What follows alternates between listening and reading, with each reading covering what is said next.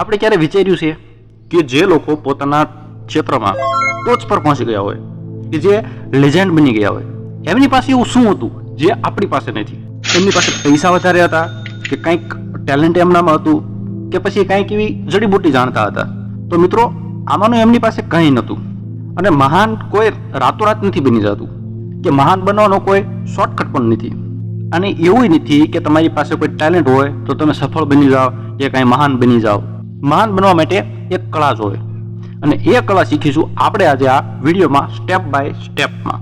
અને એટલી સરળ ભાષામાં ઉદાહરણ સહિત આપણે વાત કરવાના છીએ કે વિડીયો જોયા પછી તમે પણ કહેશો કે નહીં, વાત સાચી છે.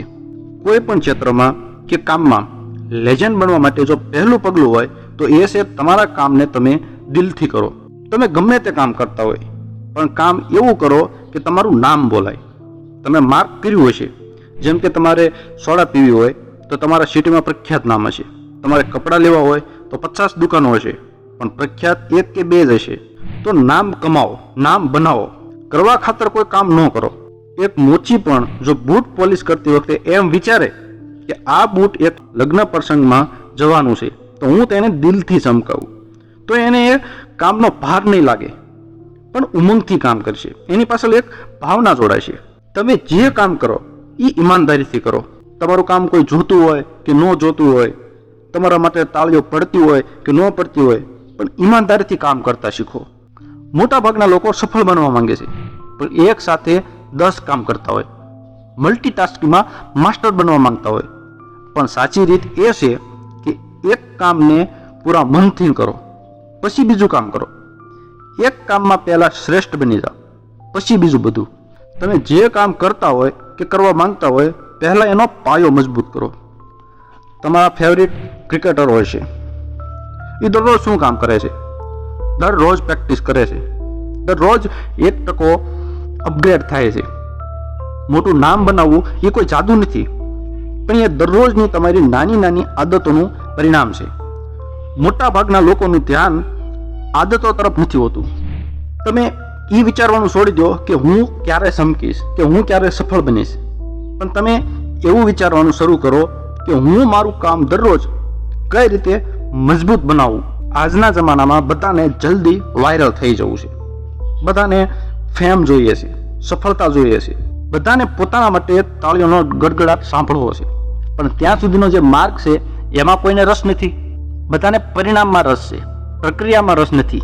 તમે સફળ ત્યારે બનશો જ્યારે તમે એ જ કામ વારંવાર કરશો, જ્યાં સુધી એ પરફેક્ટ ના થઈ જાય, કોઈ પણ ફરિયાદ કર્યા વિના, કંટાળ્યા વગર. જ્યાં સુધી એ કામ તમારો સ્વભાવનો ભાગ ન બની જાય. એકનું એક કામ વારંવાર કરવાથી તમારો હાથ ટ્રેન થઈ જાય છે, તમારું મગજ ટ્રેન થઈ જાય છે. પછી અમુક સમય પછી બીજા લોકોથી તમારું કામ સાવ અલગ દેખાય છે, કારણ કે તમારામાં એ કામની ગુણવત્તા જુદી જ બની જાય છે. મોટાભાગના લોકો એવું વિચારે છે કે આપણો સમય આવે પછી બધું કરીશું, બધું પરફેક્ટ થઈ જાય પછી શરૂઆત કરીશું. પણ હકીકત એ છે કે મહાનતા એ લોકો પાસે આવે છે કે જે અધૂરી શરૂઆતથી કામ કરે. આજ એની પાસે બધા રિસોર્સિસ ન હોય, છતાં પણ એને શરૂઆત કરી છે, જે દરરોજ એક નાની જીત માટે કામ કરે છે. એક ચિત્રકાર પોતાની સૌથી સારી પેઇન્ટિંગ એક વારમાં નથી બનાવી નાખતો, તે 100 વાર પ્રયત્ન કરે છે, લાઈનો દોરે છે, પૂછે છે, ફરીથી દોરે છે, ત્યારે એક ચિત્ર બને છે. એક લેખક પોતાની એક જ સ્ક્રિપ્ટ 10 વાર વાંચે, ફરીથી લખે છે, કારણ કે તેને ખબર છે કે દરેક શબ્દનું પોતાનું એક મહત્વ છે. સફળતા ક્યારેય રેડીમેડ નથી મળતી, તેને ઘડવી પડે છે. અને આ રમત એ જ જીતે છે જે અંત સુધી લડે છે. જ્યારે બીજા બધા કહેવા માંડે કે આ કામ નહીં થાય, આમાં કંઈ વળશે નહીં, છતાં પણ જે વ્યક્તિ પોતાનું મન મક્કમ રાખીને વળગી રહે એ જ વિજેતા બને છે. જો તમને એવું લાગતું હોય કે હું તો એવરેજ છું, તો તમારા માટે ખુશ ખબર છે, કારણ કે મહાનતાની શરૂઆત જ અહીંથી થાય છે. તમે માનો તો છો કે હું એવરેજ છું, ઘણા તો એવો મનમાં ફાંકો લઈને ફરે છે કે આઈ એમ સમથિંગ, એ કંઈ નથી કરી શકતા. જો તમને આ વિડીયોમાં થોડીક પણ પ્રેરણા મળી હોય તો એક લાઈક જરૂર કરજો, અને કોમેન્ટમાં જરૂર લખજો કે હું મહાનતાના રસ્તા પર છું.